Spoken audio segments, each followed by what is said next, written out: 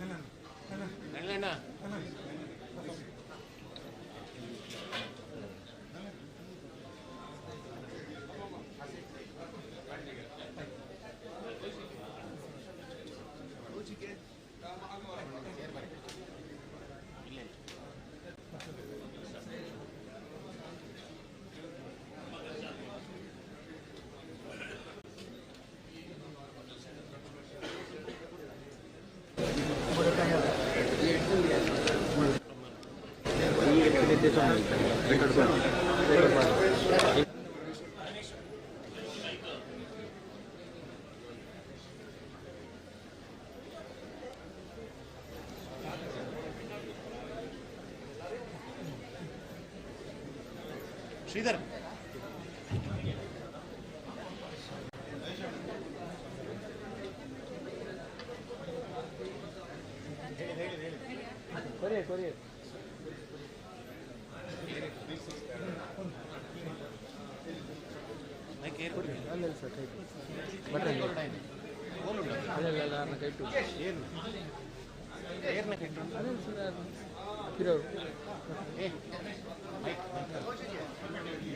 announcement ಇದೆ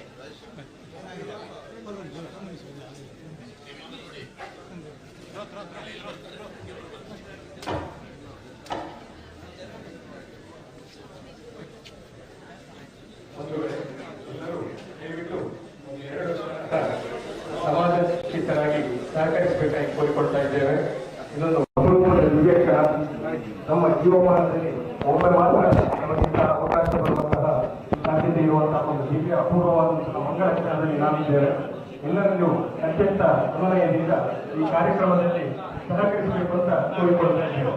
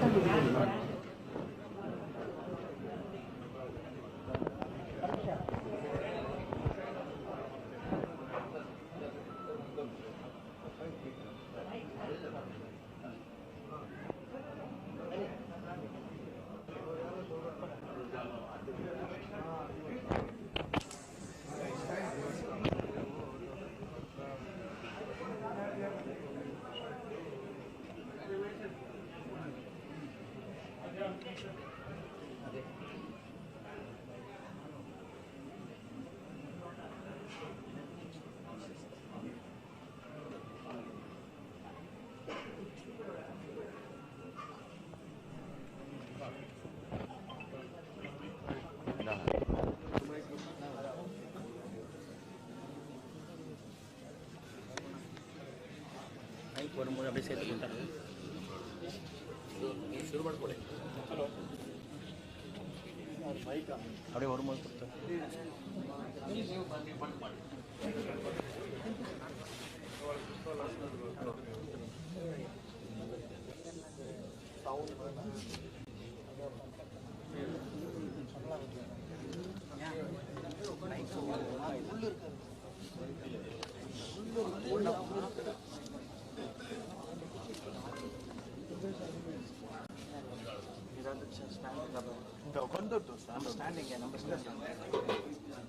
Number standing.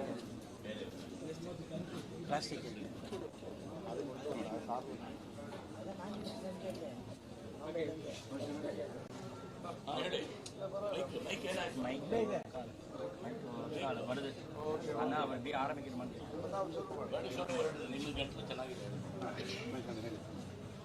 ಬಂಧುಗಳೇ, ಆಜಾನುಬಾಹು ಅರವಿಂದ ನೇತ್ರ ಕೋದಂಡ ರಾಮನ ಎರಡು ಹೊಳೆವ ಕಣ್ಣುಗಳಂತೆ, ಬಲಮೀಮ ಆಂಜನೇಯನ ಎರಡು ಭುಜ ಬಲದಂತೆ, ಆಗಸದಲ್ಲಿ ಕೋಟಿ ತಾರೆಗಳ ಮಧ್ಯೆ ಬೆಳಗುವ ಸೂರ್ಯ ಚಂದ್ರರಂತೆ, ಅಷ್ಟೋತ್ತರ ಶತನಾರಿಕೆಲ ಯಾಗದ ರಾಮತಾರಕ ಯಜ್ಞದ ಯಜ್ಞ ಪುರುಷನೇ ಪ್ರಸನ್ನನಾಗಿ ಮೈದಳೆದು ಬಂದಂತೆ, ರಾಮ ಹನುಮರು ಮಾನುಷ ರೂಪದಿ ಧರೆಗೆ ಅವತರಿಸಿದಂತೆ, ಕೋಟಿ ಕಂಗಣ ಭಾಗ್ಯ ಸಾರ್ಥಕವಾದಂತೆ, ರಾಮ ಹನುಮರಿಬ್ಬರಿಗೂ ಜೀವ ದೇವರಿಬ್ಬರಿಗೂ ಅಷ್ಟಬಂಧ ಬ್ರಹ್ಮ ಕಲಶೋತ್ಸವ ಸಂಪನ್ನಗೊಂಡಂತಹ ಈ ಪುಣ್ಯ ಪರ್ವಕಾಲದಲ್ಲಿ ಭಕ್ತಿ ಭಾವ ಮಿಳಿತವಾಗಿ ಭಕ್ತ ಜನರೆಲ್ಲ ಸಂಭ್ರಮಿಸುತ್ತಿರುವಂತಹ ಸಾರ್ಥಕ ಕ್ಷಣದಲ್ಲಿ ಧರ್ಮಪೀಠಕ್ಕೆ ಧರ್ಮ ಸಂದೇಶಕ್ಕೆ ಶ್ರೀಮದ್ ಜಗದ್ಗುರು ಶಂಕರಾಚಾರ್ಯ ಪ್ರತಿಷ್ಠಾಪಿತ ಚತುರ್ಮಾಯನ ಮೂಲ ಸಂಸ್ಥಾನ ಕಂಚಿ ಕಾಮಕೋಟಿ ಪೀಠದ ಪೀಠಾಧಿಪತಿಗಳು ಪರಮ ಪೂಜ್ಯ ಶ್ರೀ ಶ್ರೀ ಶಂಕರ ವಿಜಯೇಂದ್ರ ಸರಸ್ವತಿ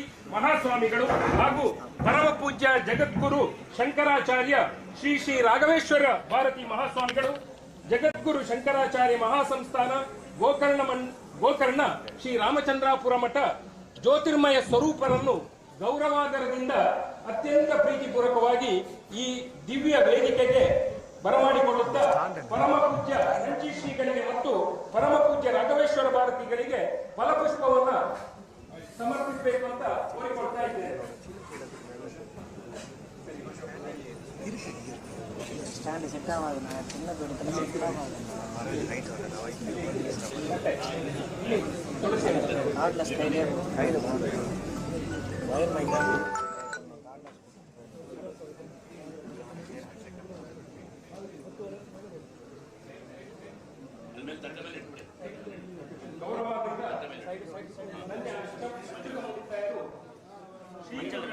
ಮಂಜಲ್ இருக்கா?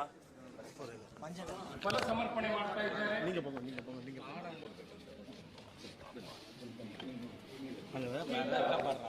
ಈ ಶಾಮಕವನ್ನು ಕೂಡ ಅತ್ಯಂತ ಆದರಪೂರ್ವಕವಾಗಿ ಶ್ರೀ ಗುರುಗಳ ಮಂಚಿ ಕೊಡಲ್ಲ ತೆಗೆದುಕೊಡಲ್ಲ ಚರಣಕ್ಕೆ ಫಲಪುಷ್ಪವನ್ನು ಸಮರ್ಪಿಸಬೇಕು ಅಂತ ಹೇಳಿ ಕೋರಿಕೊಳ್ತಾ ಇದ್ದೇವೆ.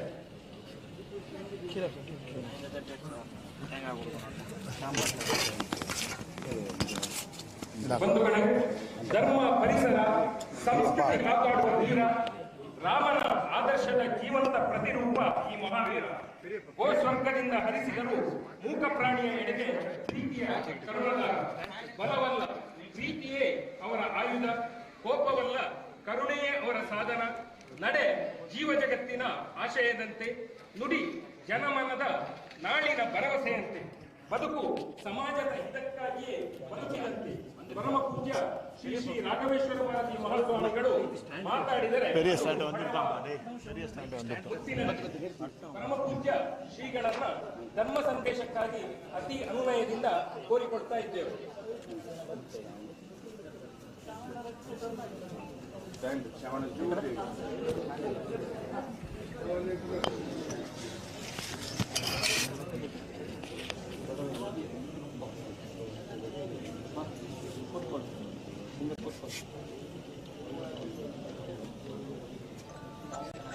ಗಣೇಶನ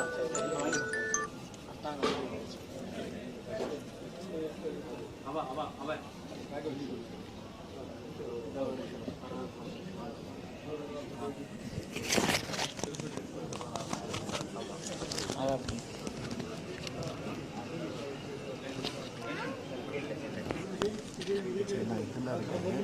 ಚೈನಾ ಕರ್ನಾಟಕ ಕಲ್ಯಾಣ ನಡೆದಿದೆ.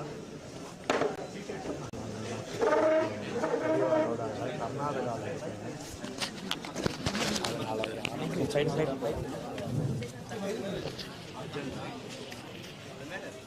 बुद्धिर्बलं यशोधैर्यं निर्भयत्वम् अरोगता अजाड्यं वाक्पटुत्वं च हनुमत्स्मरणात् भवेत्। रामाय रामभद्राय रामचन्द्राय वेधसे रघुनाथाय नाथाय सीतायाः पतये नमः।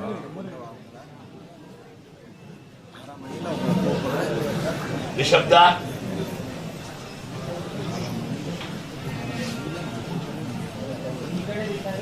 बहुत सुंदर कार्यक्रम अभी संपन्न हुआ। रामायण में सुंदरकांड हनुमान जी के लिए मुख्य होता है। ये कार्यक्रम भी सुंदर रूप से संपन्न हुआ। अभी सहस्र कलशाभिषेक भी होने वाला है। ऊपर राम जी के लिए, प्रभु रामचंद्र भगवान के लिए सहस्र कलशाभिषेक 1008 कलश का अभिषेक होगा। बाद में इधर भी कलशाभिषेक होने का है। आंजनेय स्वामी का भी सहस्र कलशाभिषेक होने का है।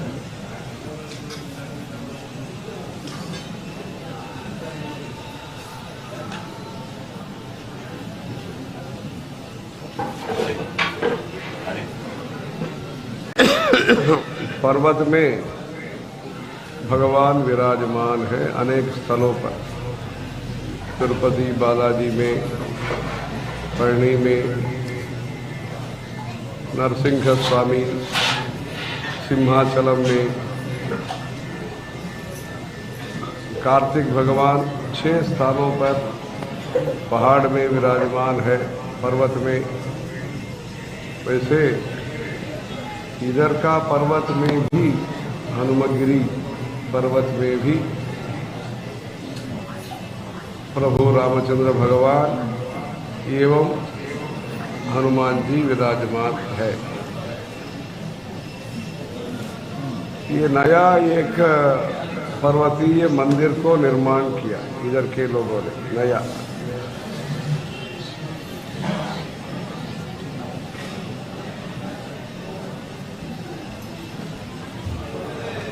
जैसे अयोध्या में राम जी का मूर्ति है, वैसे ही वहाँ ऊपर राम जी का मूर्ति है, भव्य मूर्ति है।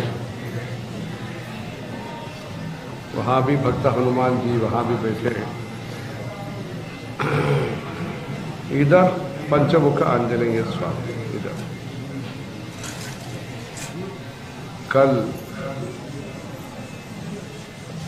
रामचंद्रापुरम मठम के श्रीगणु उन्होंने कहा है, पंचमुखा हनुमान जी के बारे में कहा है।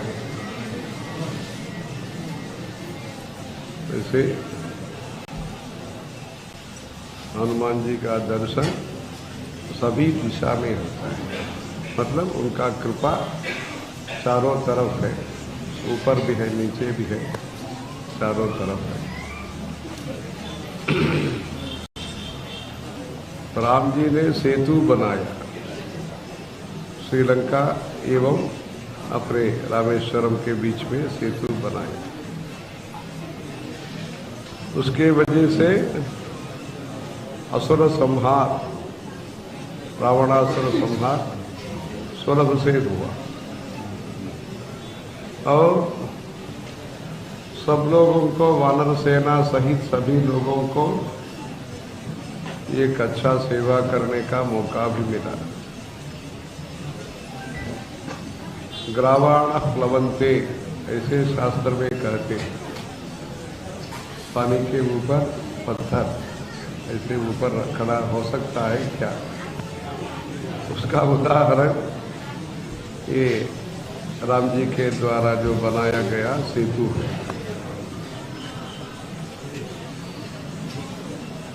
ऐसे अभी अच्छे काम के लिए लोगों के बीच में एक भक्ति सेतु बनाने का जरूरत है, सेवा का सेतु बनाने का जरूरत है, ज्ञान का सेतु बनाने का जरूरत है। ज्ञान का सेतु, ज्ञान का भंडार है, विद्वानों के हाथ में है। प्रजा के मन में ताप है, आकांक्षा है,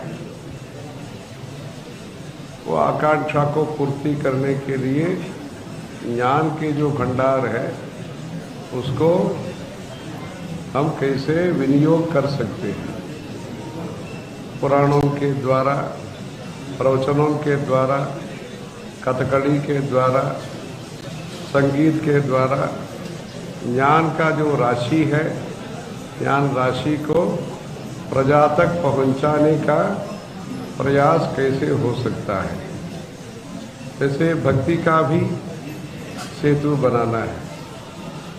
जो भी काम हम करते हैं भक्ति के साथ करें, विनम्रता के साथ करें, प्यार के साथ करें। यही सनातन धर्म का संदेश है।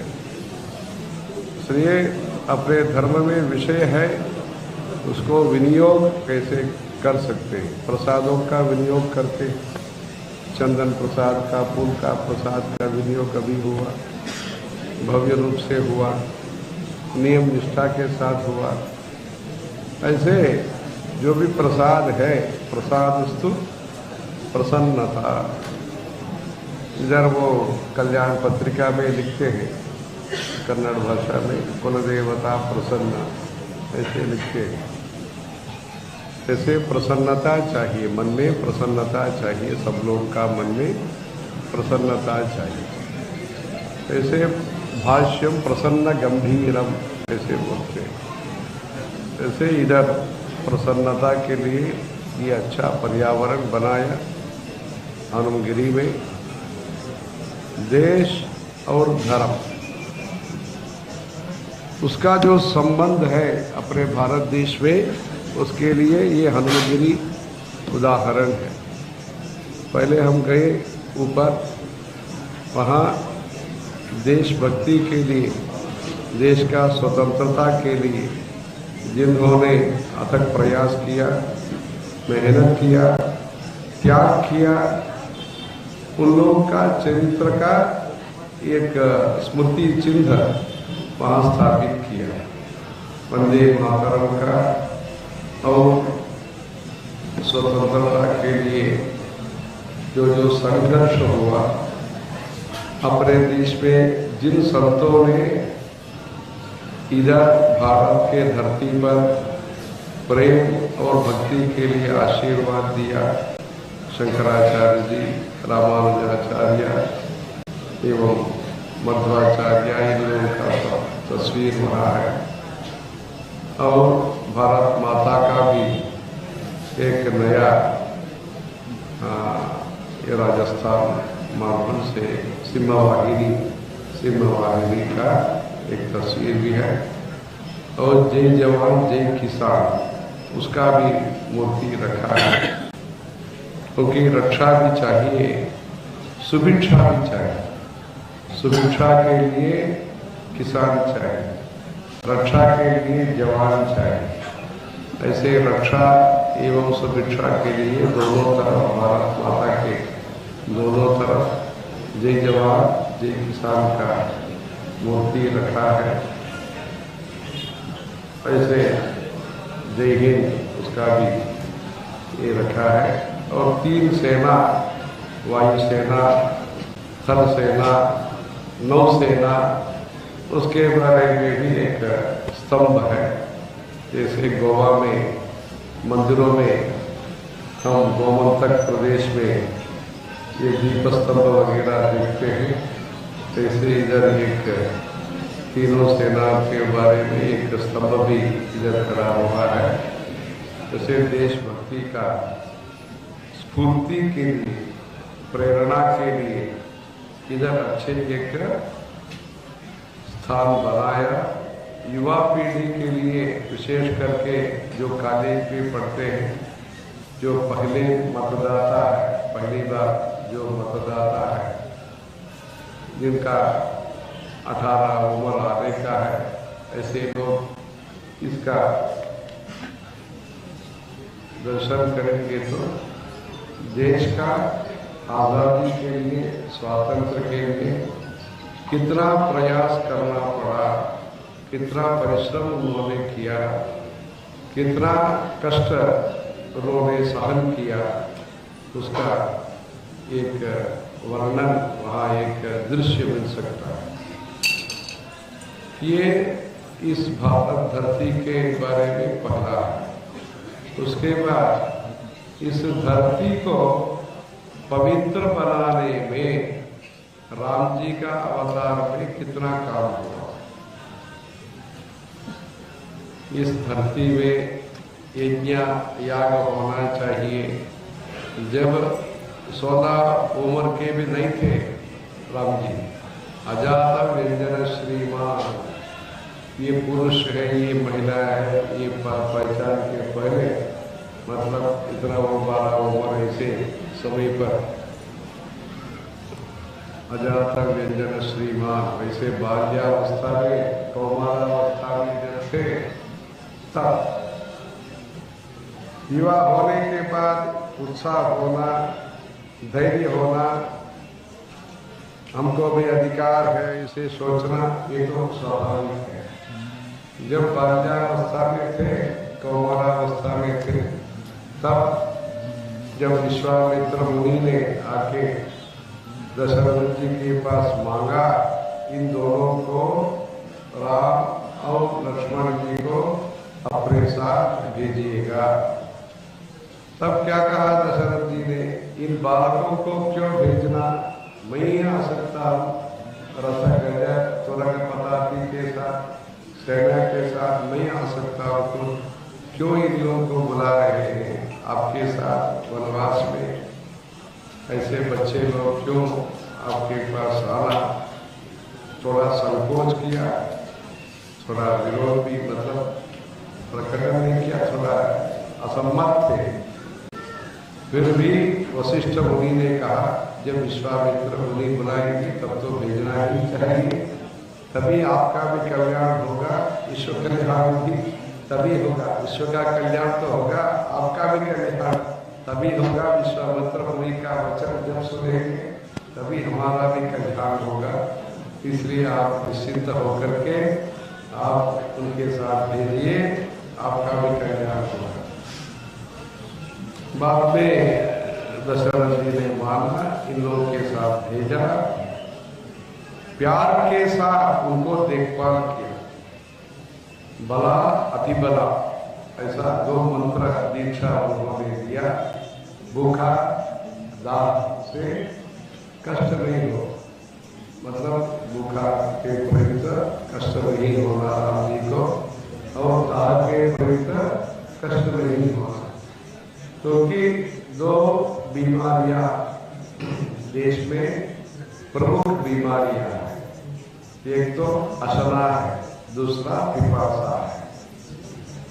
अभी सरकार के द्वारा ये काम हो रहा है, नल का पानी सबको मिले, इसके लिए काम हो रहा है। अनेक देहात के ग्रामीण क्षेत्र में पानी पहुंचाने का ये प्रयास हो रहा है। तब बला अतिबला मंत्र के द्वारा अच्छे पूर्ति शरीर के लिए निश्चित होकर दिन रात काम करना होगा। भविष्य में राम जी का दंडकारण्य में काम करना होगा। उसके लिए पहले ही दीर्घदर्शी है विश्वामित्र मुनि, इसलिए पहले ही उनको ये उपदेश वगैरह शस्त्र विद्या और अस्त्र विद्या सब दे दिया। उसके बाद पहला जो काम है युद्ध संरक्षण का काम ही पहला काम है। जैसे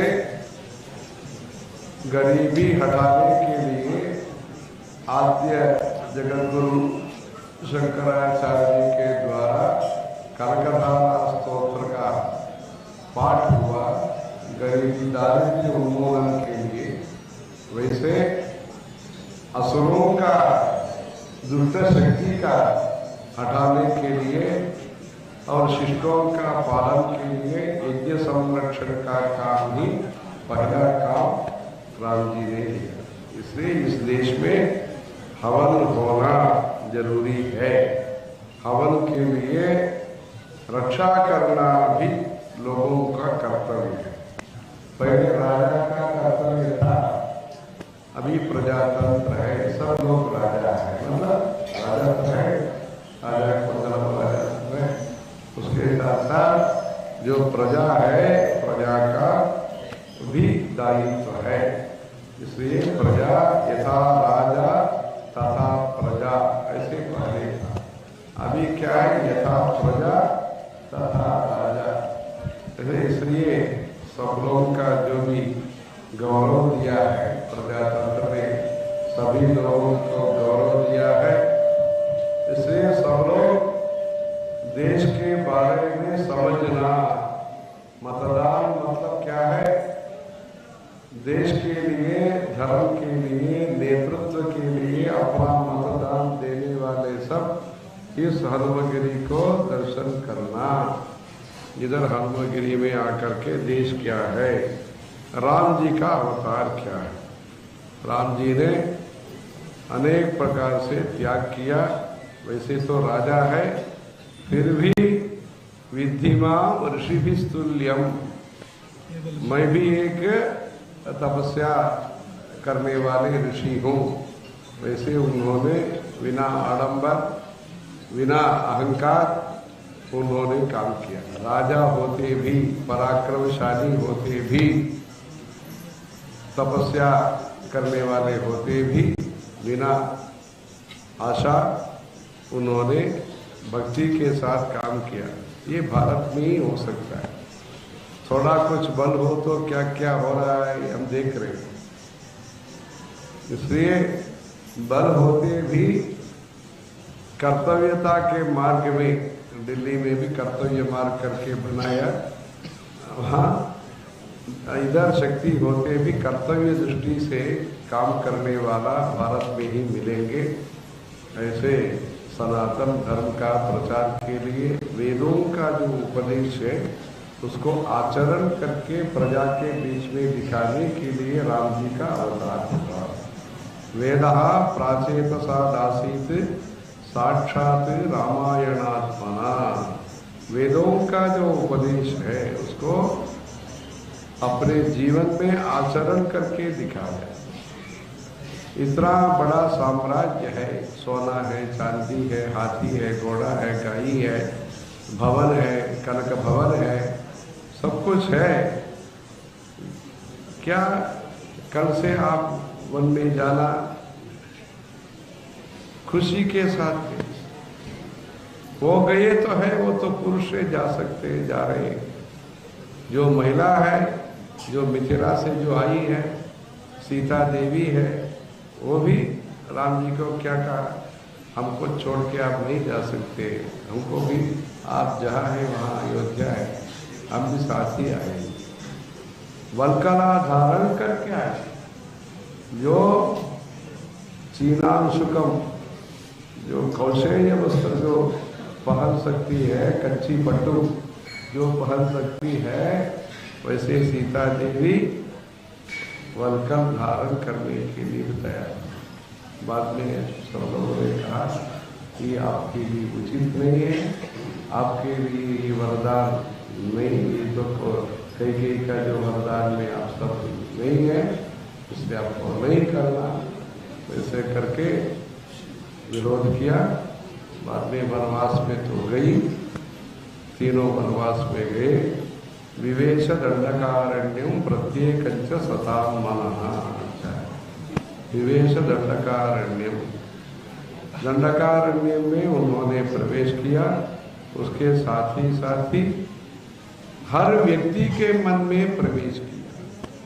व्यक्ति का मन में तभी प्रवेश कर सकते हैं जब वो पसंद करेंगे, जब प्यार से देखेंगे तभी हम प्रवेश कर सकते हैं। हमको वो नहीं चाहे तो क्या है, वो चला जाएगा। हम बैठे रहेंगे, वो चला जाएगा। जब पसंद करते हैं तब तो दूर दूर में रहने वाला भी अपने पास में आएगा। यही है, शंकराचार्य जी भाष्य में कहते हैं प्रेम से ही काम संभव है। जब गाय हमारे पास आना चाहते हैं तब तो घास हमारे हाथ में होना चाहिए। वो भी तभी जो हाथ में लिया हरित घास होना चाहिए, ग्रीन कलर का घास। तो 4 दिन हो गया, 5 दिन हो गया तो गाय भी हमारे पास नहीं है। तभी जो काटा हुआ जो घास है, ग्रास है, वो हमारा हाथ में हो तो गाय आ सकता है। जब हमारे हाथ में लकड़ी रखेंगे तब तो गाय चला जाएगा। इसलिए हरित तृण पूर्ण पाणी मुपलभ्य संप्रत्यभिमुखी भवन्ति दंडोद्यत करम प्रति पलायन्ते। अपने हाथ में लकड़ी हो तो गाय तो दूर दूर चला जाएगा। इसलिए हमारा हाथ में प्रेम से व्यवहार होना। सत्यम ब्रूयात प्रियम ब्रूयात न ब्रूयात सत्यम अप्रियम प्रियंच नानृतम ब्रूयात एष धर्म सनातन। ऐसे सभी जनता के लिए राम जी ने काम किया। ऐसे उनके द्वारा जो भी काम है वो जन कल्याण के लिए हुआ। सबरी ने उनको पूजन किया। सबरी को ऐसे विशेषण बोलते हैं, ऑब्जेक्टिव बोलते हैं। सबरी कौन है? सबरीम धर्म निपुणा। धर्म निपुणा, धर्म क्या है वो जानती है सबरी महिला। वैसे सबरी के बारे में स्तुति किया है। तो हनुमान जी जब राम जी से मिले हैं, वो सुग्रीव ने जब भेजा, तब पहली बार जब संवाद होता है, ये नए व्यक्ति के साथ होता है। ये नए व्यक्ति कौन है हम नहीं जानते हैं। पहले ही वाली के द्वारा वहाँ ऋष्यमुख पर्वत में बहुत भयानक काम हुआ। एक ऋषि ने शाप दिया, इसलिए वहाँ वाली नहीं आ सकते हैं। सुग्रीव सुरक्षित होकर के ऋष्यमुख पर्वत में निवास करते थे। वहाँ जब राम और लक्ष्मण जी गए तब तो पूछा हनुमान जी ने, आप कौन है? जो प्रेम से जो मधुर भाषण हुआ उसको कहते हैं वाल्मीकि रामायण में, नानृग्वेद विनीतस्य ना यजुर्वेद धारिणः ना सामवेद विदुषः शक्यमेवं प्रभाषितो। तीनों वेदों का ज्ञान हनुमान जी के पास, ऋग्वेद का, यजुर्वेद का, सामवेद का, तीनों वेदों का मर्मज्ञ है, शास्त्रज्ञ है। इसके वजह से ही इतना सुंदर भाषण उनके तरफ से हो रहा है। वैसे राम जी का भाव है। ऋग्वेद विनीतस्य, ऋग्वेद में स्तोत्र ज्यादा है। स्तोत्र तभी करेगा जब मन में विनम्रता है। अहंकार हो तो दूसरों को स्तुति नहीं करेगा। ना ऋग्वेद विनीतस्य ना यजुर्वेद धारिणः। धारणा एक शब्द ही कई बार आता है यजुर्वेद में। द्वितीय कांड में ऐसे अनेक प्रकार होता है। द्वितीय कांड में अनेक एक शब्द ही अनेक बार उपधावती उपधावती उपधावती ऐसे आता है। ऐसे याद रखना मुश्किल, धारणा करना मुश्किल।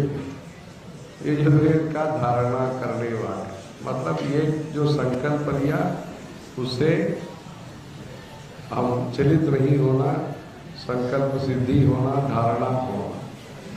और धारणा शक्ति है। हमने आज बोला कल भूल गए, छोड़ दिया, ऐसी बात है। नासाम वेद विदुषा, जो विद्वान है, एक ऋचा का 17 प्रकार से गान का सौमी ऐसे कुछ है पवमान गान में। एक गान का 17 प्रकार से गान का एक शब्द है। उसमें कल्पना शक्ति चाहिए, मनोधर्म, संगीत में बोलते हैं मनोधर्म।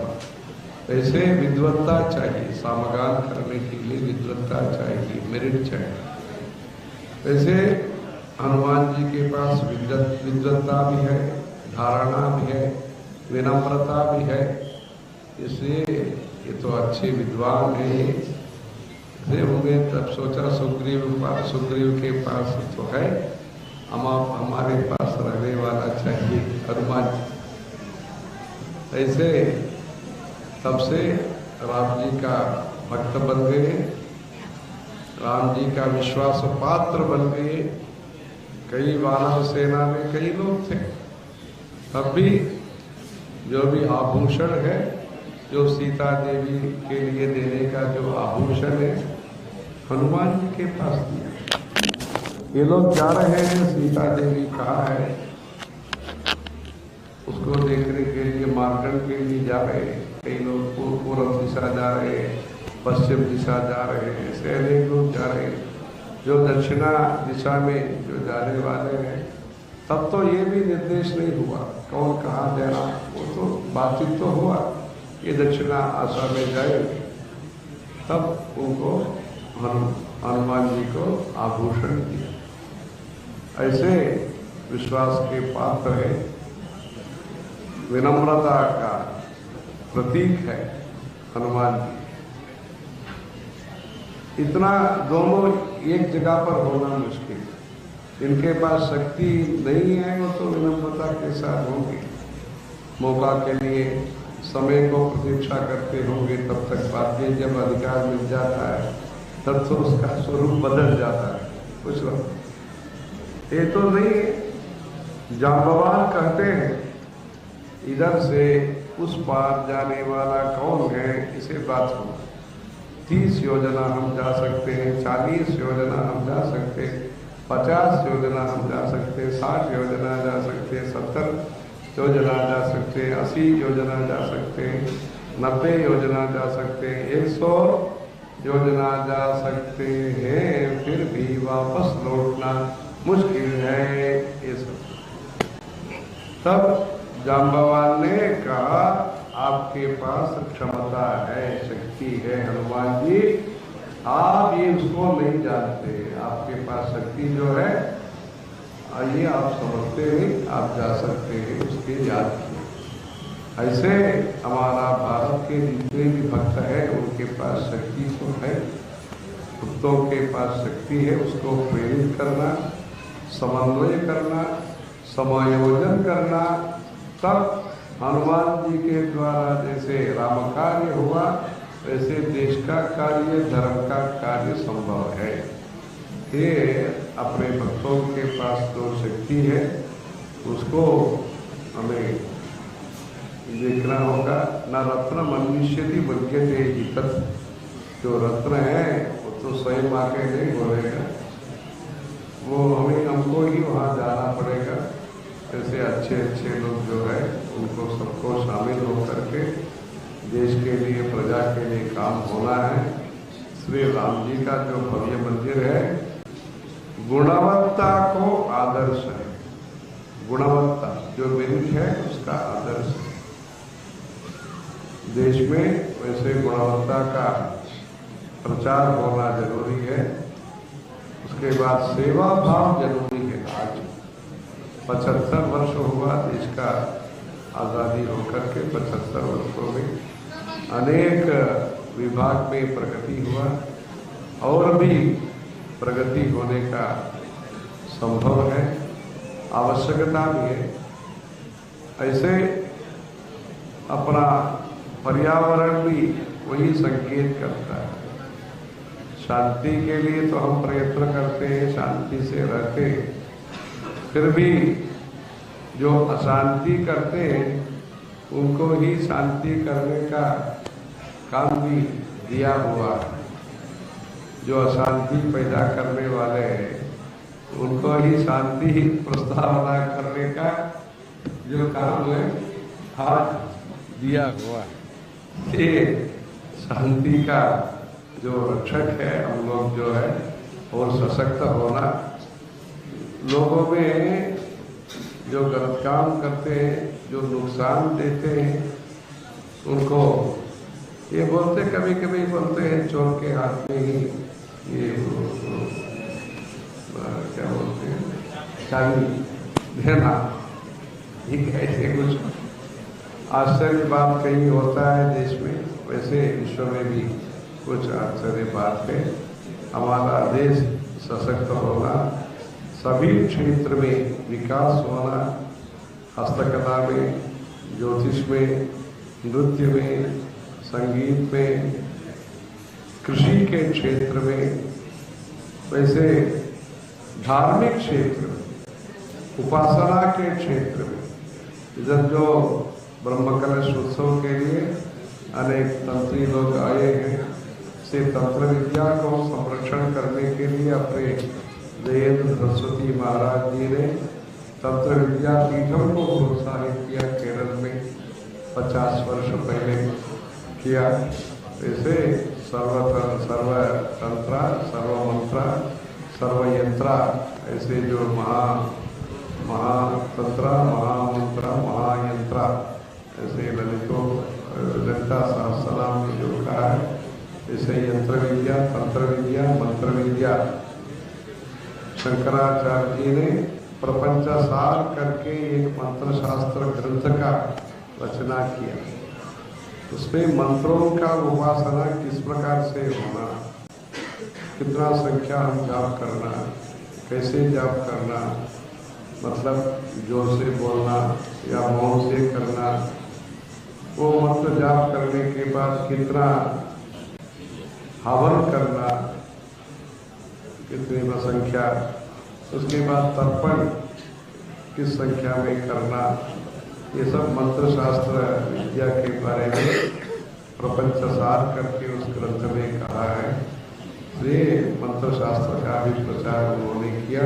कांची में कामाक्षी देवी के सन्निधि में स्वयं उन्होंने श्री चक्रम स्वयं आलिखत, ऐसे श्री चक्र यंत्र स्थापना किया कामाक्षी देवी का सन्निधि में। अखिलांडेश्वरी करके जम्बुकेश्वर क्षेत्र है श्रीरंगम के पास, वहां ताटंक प्रतिष्ठा है, जो कर्णभूषण है उसमें, और दोनों कानों में ये आभूषण होना जरूरी है। भगवान अर्धनारीश्वर भगवान हो सकते हैं, भगवान ही अर्धनारीश्वर का ये हो सकते हैं। पुरुष जब कान में आभूषण पहने, दोनों कर्ण में भी आभूषण पहनना चाहिए।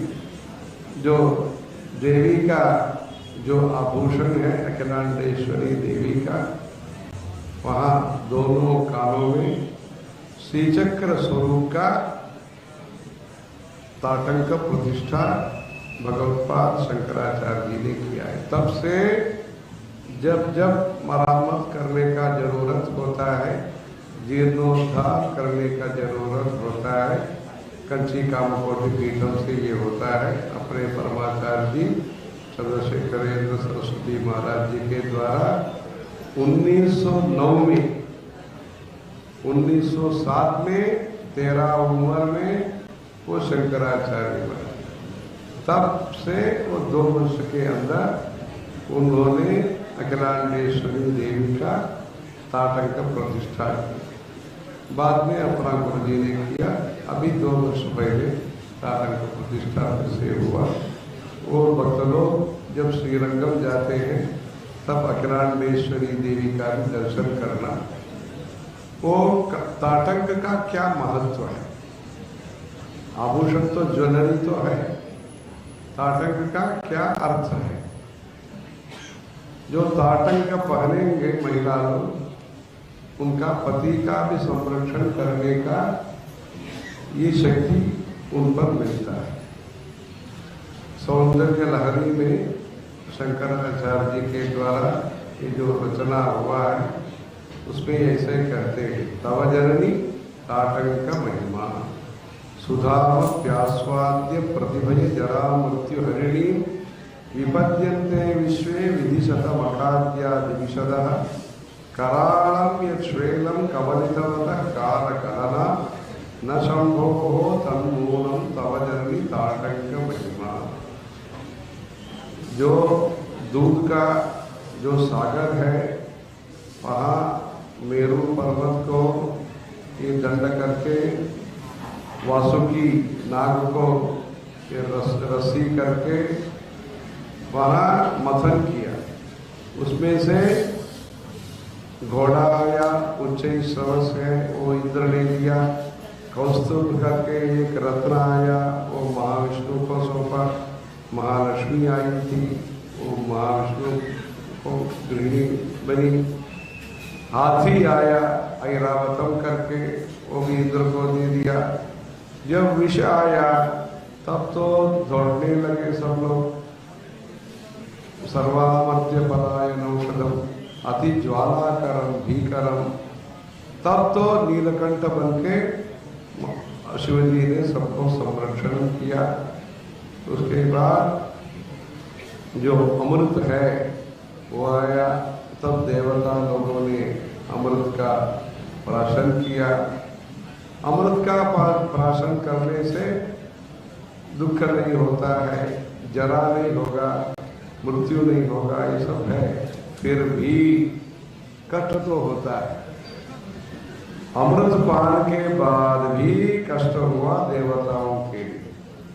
जो विष का पान किया तब भी सुरक्षित है परमेश्वर। उसका कारण है आपका ताटंक का, भगवती अखिलांडेश्वरी का जो ताटंक है, कर्णभूषण है, उसका महिमा के वजह से वो सुरक्षित है। इसलिए अपने भारतीय परंपरा में बाहर का जो भी रीति रिवाज है, तिलक धारण हो, कर्णभूषण हो, नासिका भरण हो, कंकण हो, इसको भी धारण करना जरूरी है। पार्वती देवी कंकण का धारण करती है। कांची में पार्वती देवी ने परमेश्वर का पूजन किया। उमालिंगन संक्रांत कुछ कंकण मुद्रितम लिंगम एकाम्बरनाथस्य सैकतम समुपास्महे, ऐसे उन्होंने किया है। इसलिए आज का संदर्भ में अपने देश में धर्म प्रचार, नया नया आधुनिक ऋषि आ जाता है। कपड़ा धारण करने का आदत भी बदल गया है, बाहर का श्रृंगार भी बदल गया है। अपने नाम रखने का आदत भी पहले जो 3 पीढ़ी के पहले जो नाम था, 4 पीढ़ी के पहले जो अजय का जो भी नाम था, वो सब रखते थे। आज नामकरण के लिए कोई नया किताब लेकर के ये संस्कृत भाषा का है, कन्नड़ भाषा का है और अन्य भाषा का है, वो समझ में नहीं आता है, ऐसे से नामकरण करते। इसलिए हमारा जो भी धर्म प्रचार है, हमारा परंपरा शुरू होकर के हम दूर हो रहे हैं। हमको अच्छा नहीं लगता है उतरना उतरना। जो भी नाम है हमारा पूर्वज लोगों ने कुल देवता का नाम रखा, या काशी जाकर के विश्वनाथ जी का नाम रखा, रामेश्वरम जाकर के रामनाथ जी का नाम रखा। ये सब कुछ कारण है। अगर ये बच्चा वो सुरक्षित नहीं होता है, गर्भस्रोत हो जाता है, बाद में कुछ बच्चा पैदा हो तो ऐसे नाम रखना, ये सब हमारा परंपरा में है। गोस्वामी ऐसे ऐसे कुछ बड़ी वहाँ होते हैं, वैसे इधर भी कुछ होगा। वैसे देश में जो परंपरा है नामकरण का, अन्नप्राशन का, चौल का, उपनयन का, भी श्रीगणों उपनयन के लिए जा रहे हैं। अभी जाने समय हो गया उनको। ये क्या है? यज्ञोपवीत धारण के लिए यज्ञोपवीतम बाहुम पवित्रम प्रजापति सहजम पुरस्तात् आयुष्यम अग्रियम प्रतिमंच शुभ्रम यज्ञोपवीतम बाहुम तेजा।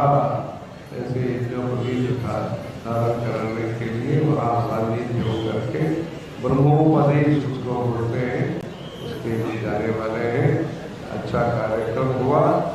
इसलिए इस प्रदेश का प्रकृति से जो भव्य है, नया मंदिर बना करके भारत में वृक्षारोपण करना एक विषय है। जहाँ वाटिका है, हनुमान वाटिका है, वहाँ हनुमान जी को प्रतिष्ठापित करना। वो अशोक वन गए, सुंदर वन गए, वहाँ वन में जब वापस लौटे वानर सेना ने वो अपना क्रीड़ा वगैरह शुरू कर दिया। दधिमुख ने कुछ डांटा, बाद में किसी ने कहा ये संतोष के साथ वानर लोग खेल रहे हैं, जो जिस काम के लिए ये लोग गए हैं वो संपन्न किया होगा, इसलिए ऐसे संतोष के साथ है। वैसे संतोष का संकेत ये सब दिया। इसलिए इस प्रदेश में ये भव्य स्थान बनाया। उसको दिव्य स्थान बनाने के लिए प्रतिदिन पूजा पाठ होना, हनुमान चालीसा का पाठ होना, राम नाम लेखन का यज्ञ वहाँ रखना, देश के बारे में चिंतन करना। ऐसे हनुमान का जो भव्य दृश्य है वो दिव्य दृश्य होने के लिए साधना, सामग्री और हवन पूजा इत्यादि करके इधर का जो भी निर्माण है, अब केरला में है या कहाँ है, कर्नाटक में है, ये सब जो है जिस प्रकार से प्राचीन मंदिर होगा हो सकता है वैसे ही नूतन रूप से प्राचीन ये नक्शा के साथ आप लोगों ने भव्य मंदिर बनाया। आज का मंदिर है ये, फिर भी प्राचीन वास्तु कला के साथ उसका निर्माण आपने किया।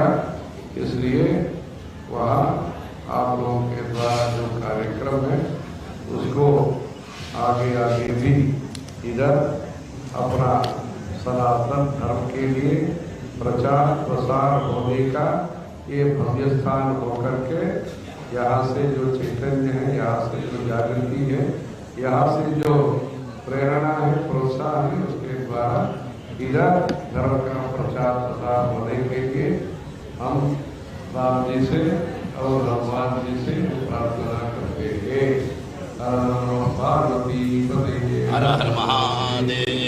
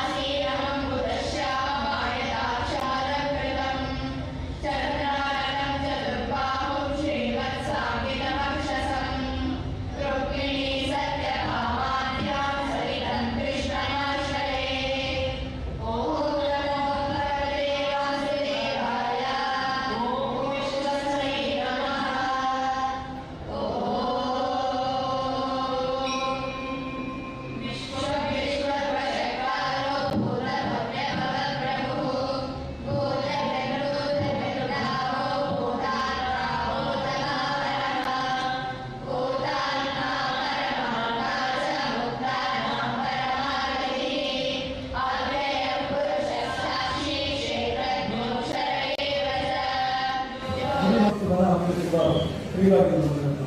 ಹಾಗೆ ಆಂಜನೇಯನಂತೂ ಅವರು ಕಾನೂನು ಸಹ ಅವರುಗಳಿಗೆ ಕಾಡೇ ಮನೆ.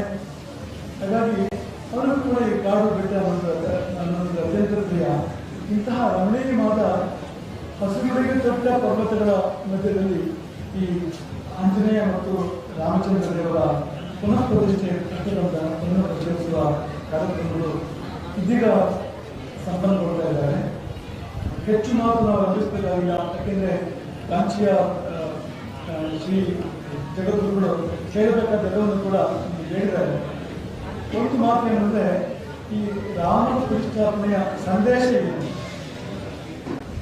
ಧರ್ಮ ಕೆಲ ಎಂಬುದಾಗಿ ನಾವು ಭಾವಿಸ್ತೇವೆ. ಯಾಕೆಂದರೆ ರಾಮನು ವಿಗ್ರಹವ ಧರ್ಮಕ್ಕೆ ಕೈಕಾಲ ಕೊಂಡು ಬಂದಾಗ ರಾಮ ಅಂತ ಹೆಸರಾಗುತ್ತದೆ. ಧರ್ಮವೇ ಆಕಾರ ಅಂತ ಇದ್ದಾಗ ರಾಮ ಅಂತ ಹೆಸರಾಗುತ್ತದೆ. ಹಾಗಾಗಿ ರಾಮ ಪ್ರತಿಷ್ಠಾಪನೆ ಸಂದೇಶ ಏನಂದ್ರೆ, ನಾವೆಲ್ಲರೂ ಧರ್ಮವಂತರಾಗಬೇಕು, ಧರ್ಮವನ್ನು ಇಡಬೇಕು. ಹಾಗಾದ್ರೆ ಏನು ಅಂದ್ರೆ, ತಪ್ಪು ಮಾಡಬಾರದು, ತಪ್ಪು ಮಾತನಾಡಬಾರದು, ತಪ್ಪು ಆಲೋಚನೆಗಳನ್ನು ಮಾಡಬಾರದು, ತಪ್ಪಿಲ್ಲದ ಬದುಕನ್ನು ಬದುಕಬೇಕು. ಇಂತಹ ಧರ್ಮ ರಾಮ ಪ್ರತಿಷ್ಠಾಪನೆ ಸಂದೇಶ ಎಂಬುದಾಗಿ ನಾವು ಮಾಡುತ್ತೇವೆ. ಹಾಗೆ ಹನುಮಂತನ ಪ್ರತಿಷ್ಠಾಪನೆ ಸಂದೇಶ ಏನಪ್ಪ ಅಂದರೆ ಸೇವೆ.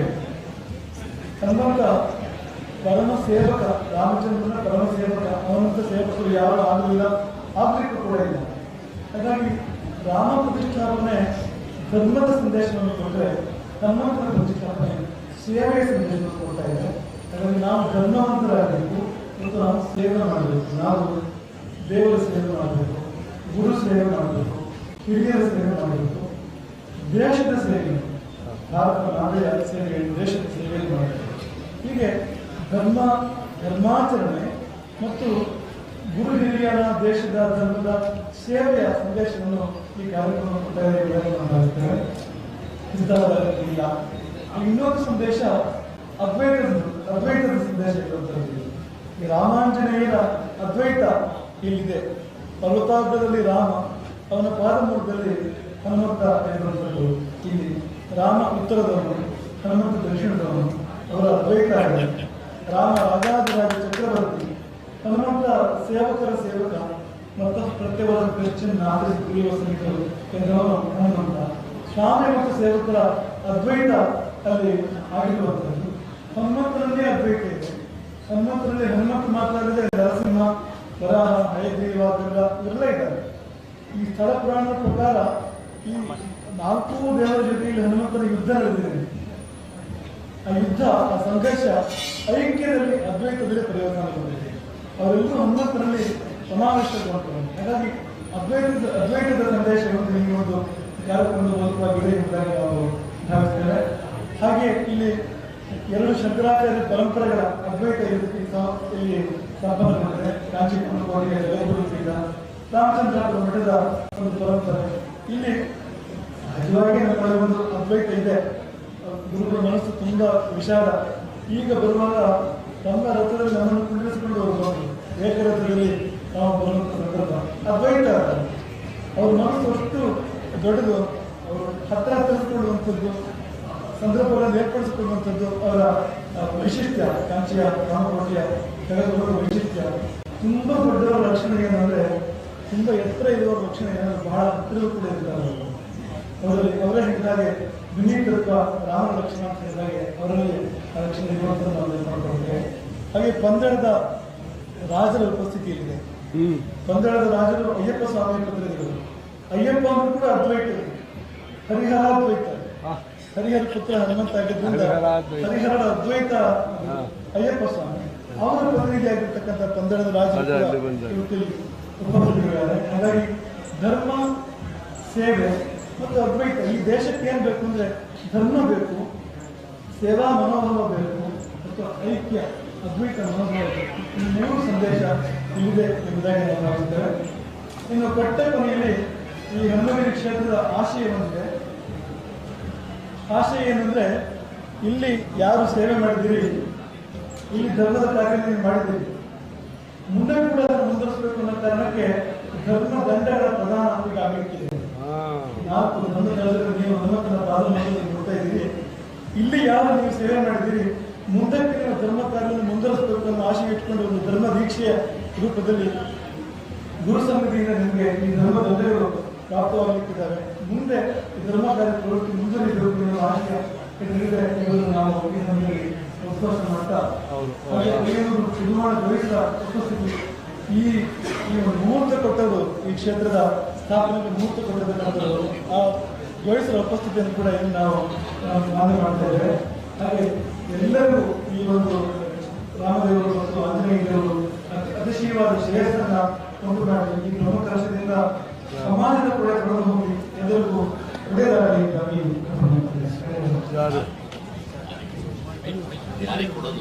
ಯಾರು ಕೊಡುವುದು ಮೈಕ್ ಅದು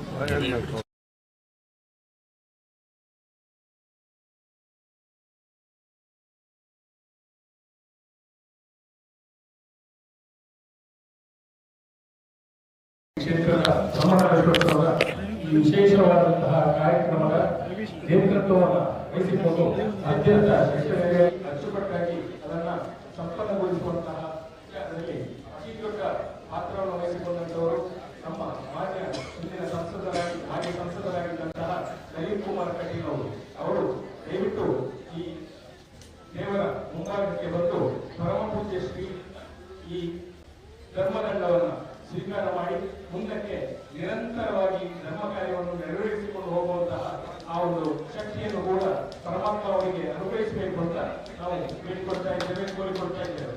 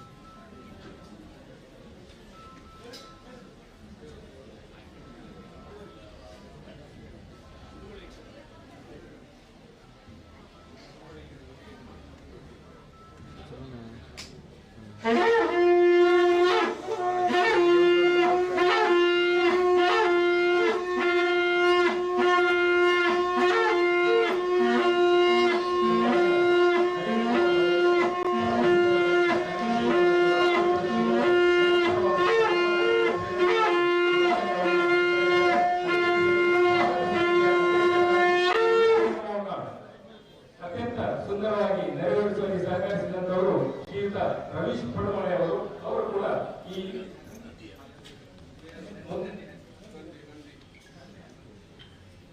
ಪಂಚಮುಖಿ ಆಂಜನೇಯನ ಮುಂಭಾಗಕ್ಕೆ ಬಂದು ಈ ಧರ್ಮದಂಡವನ್ನು ಉಭಯ ಶ್ರೀಗಳಿಂದ ಸ್ವೀಕರಿಸಬೇಕಾಗಿ ಕೋರಿಕೊಳ್ತಾ ಇದ್ದೇವೆ.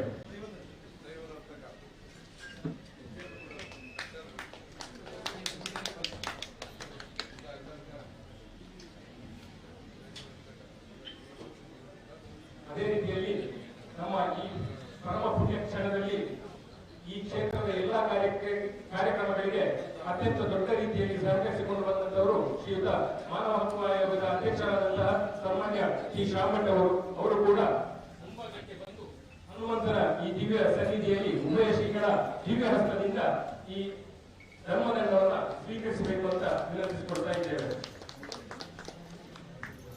ಈ ಎಲ್ಲ ಬ್ರಹ್ಮಕಲಶದ ಕೆಲಸ ಕಾರ್ಯಗಳಿಗೆ ಅದ್ವೈಯವಾಗಿ ನಿಂತುಕೊಂಡು ಅದನ್ನು ಅತ್ಯಂತ ಉತ್ತಮ ರೀತಿಯಲ್ಲಿ ನೆರವೇರಿಸಿಕೊಂಡು ಬಂದಂತವರು ಧರ್ಮಶ್ರೀ ಪ್ರತಿಷ್ಠಾನದ ಅಧ್ಯಕ್ಷರು ಆಗಿರತಕ್ಕಂಥವರು ಶ್ರೀಯುತ ಧನ್ಯ ಅಚ್ಯುತ ಮೂಡಿತಾಯರು ಅವರಿಗೆ ಆಂಜನೇಯನ ದಿವ್ಯ ಮೂರ್ತಿ ಇರತಕ್ಕಂತಹ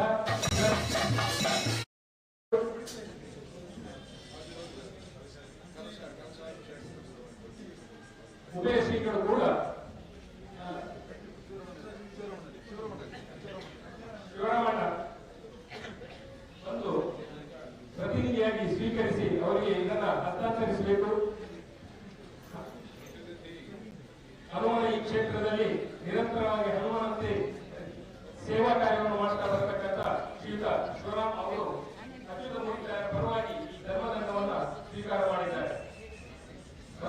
ನಾವೆಲ್ಲ ಅತ್ಯಂತ ಪುಲಕಿತರಾಗಬೇಕಾದಂತಹ ಈ ಪುಣ್ಯಕ್ಷಣ 14 ವರ್ಷದ ಹಿಂದೆ 2012ನೇ ಇಸ್ವಿಯಲ್ಲಿ ರಾಘವೇಶ್ವರ ಶ್ರೀಗಳು ಬಂದು ಈ ಕ್ಷೇತ್ರದಲ್ಲಿ ಪಂಚಮುಖಿ ಆಂಜನೇಯನ ಪ್ರತಿಷ್ಠಾಪನೆಯನ್ನ ಮಾಡಿದ್ರು. ಇದೀಗ ಕಂಚಿ ಶ್ರೀಗಳು ಶ್ರೀಗಳ ಜೊತೆಯಲ್ಲಿ ಇನ್ನೊಮ್ಮೆ ಪುನರ್ ಪ್ರತಿಷ್ಠೆಯನ್ನು ಮಾಡುವಂತಹ ಅಪರೂಪದ ಘಟನೆಗೆ ನಾವೆಲ್ಲ ಸಾಕ್ಷಿಗಳಾಗಿದ್ದೇವೆ.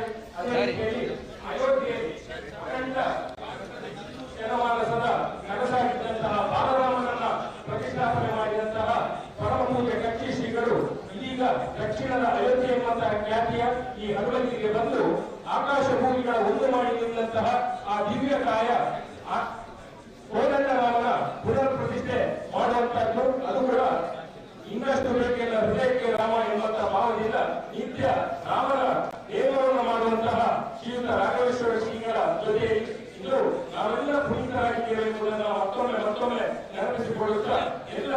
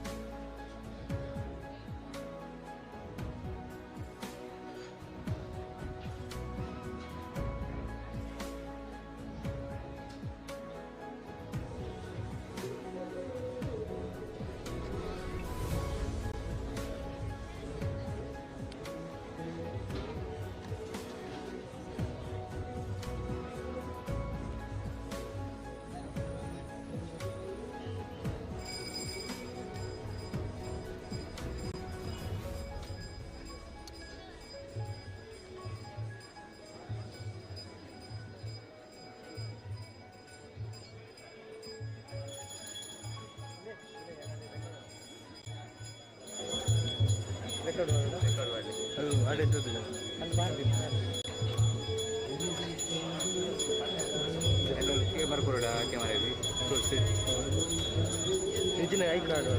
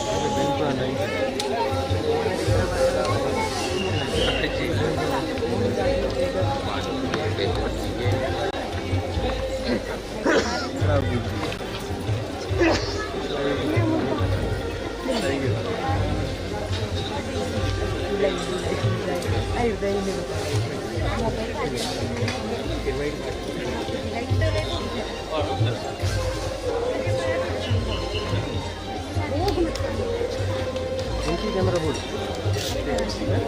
वायरलेस ट्राई ಮಾಡ್ಬೋದಾ